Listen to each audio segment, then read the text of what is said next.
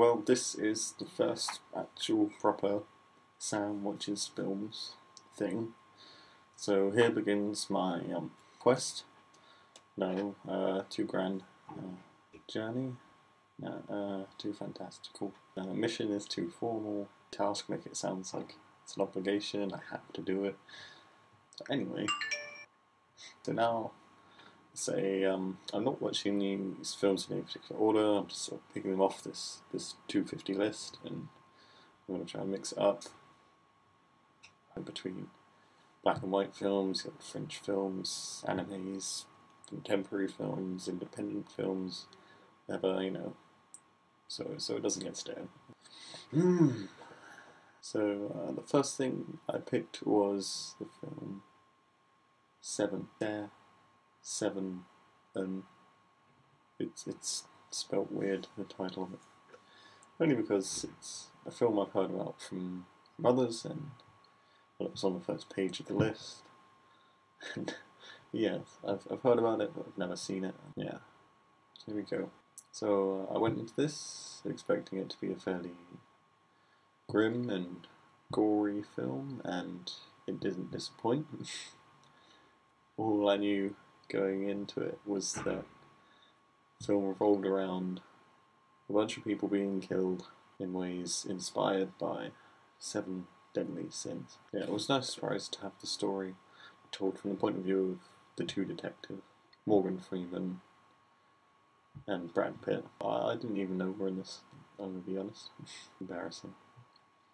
I really enjoyed the sort of begrudging relationship between the two of them, particularly the sort of the forced dinner at Detective Mill's apartment.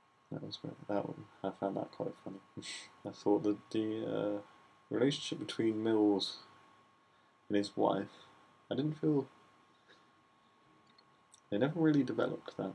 He seemed to love his dogs more than his wife. There was never many loving moments between the two. So when he crawls in to bed exhausted, it's like, oh yeah, I love you so much. You can tell I've acted.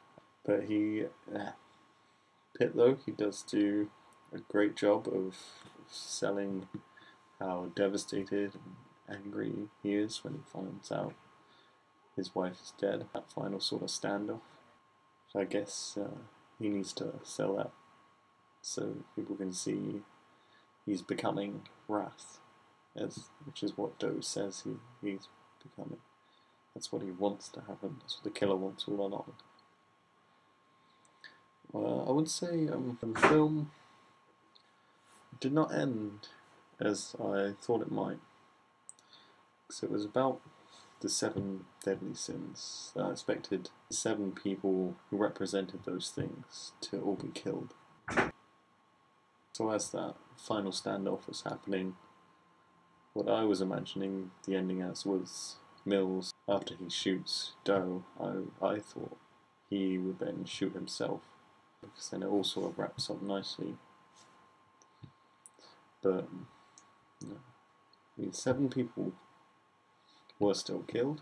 Obviously, there's his wife, but it didn't quite wrap up neatly.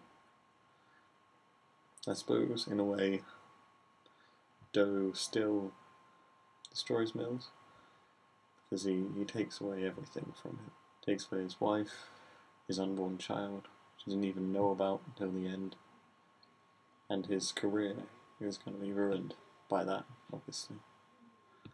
So he's still punished for his sin of wrath at the end. It wraps up. Big hats off to Kevin Spacey, scary man, incredibly calm and still terrifying portrayal of John Doe, the killer. That whole car ride they were on, I'm just thinking, where is he going with this? What's gonna happen? Where's the twist? He made me feel uneasy. Just fantastic. Nice to see John C. McGinley in something other than Scrubs. That was a pleasant surprise. Morgan Freeman, he didn't really stand out. It was a solid performance, but I'm not sure. I think Pitt was really the star, and And Kevin Spacey obviously kind of steals it away at the end there, because he's what it's all about, really. It's all about the killer. The murders themselves were all... It was very creative, I thought. It was great. I'm not saying I condone creative murder, just some good thinking there from the writers.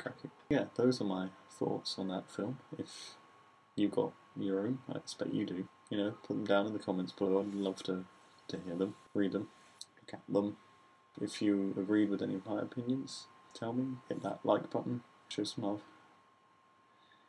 And if you really like my opinions, you think you'll agree with more of them, then hit that subscribe button and wait for some more. That's my first Sam Watches Films, and I will see you soon.